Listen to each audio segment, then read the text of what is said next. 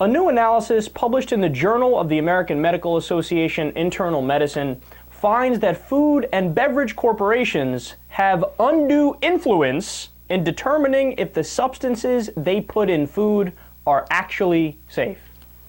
So in other words, the FDA goes, yeah, we could make sure everything is safe. Or whatever, hey, food companies, you just let us know if it's safe or not. We'll take your word for it. Now, of course, there's a huge problem there because the food companies have a conflict of interest. Their job is to make as much money as possible. So why would they let you know if they're not sure if something might be wrong with one of their food additives? They're going to just keep selling it because they need to make more money.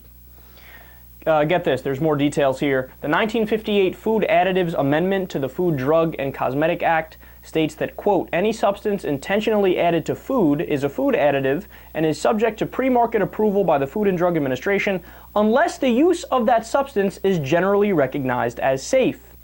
In order for a substance to be generally recognized as safe, it must be generally recognized among qualified experts as having been adequately shown to be safe under the conditions of their intended use. So far so good, no problem yet. But there is little oversight to make sure that consensus exists. All a food company has to do in order to use any given additive is self-affirm that it has found the substance to be safe. Do you believe that?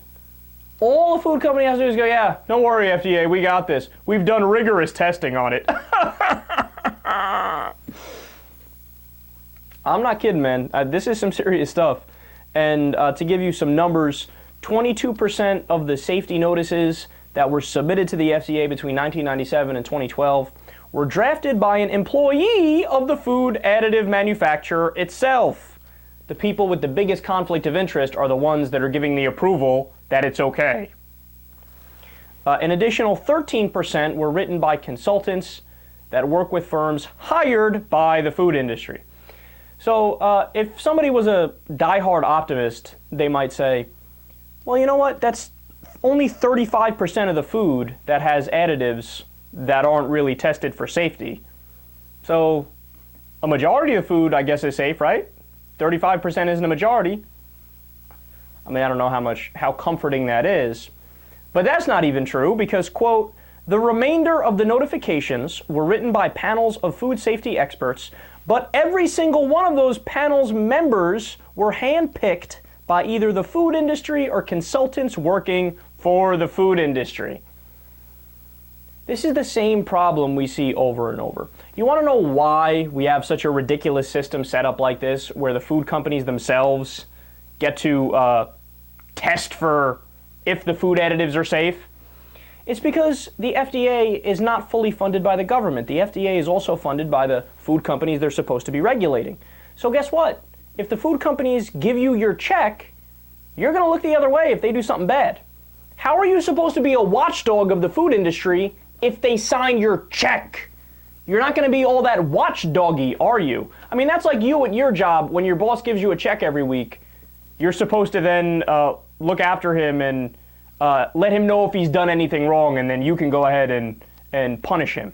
You're going to punish your boss? Does that ever happen? Do you get to punish your boss? No, it's the other way around. He pays you. Same thing going on here. So the answer is to fully fund the FDA with public dollars so that, guess what? The FDA will be beholden to the American people and will do what's right by us. So if you just fund it fully with tax dollars, sit back and watch them do the magic of government regulation, this radical thing known as actually making sure our food isn't poisoned.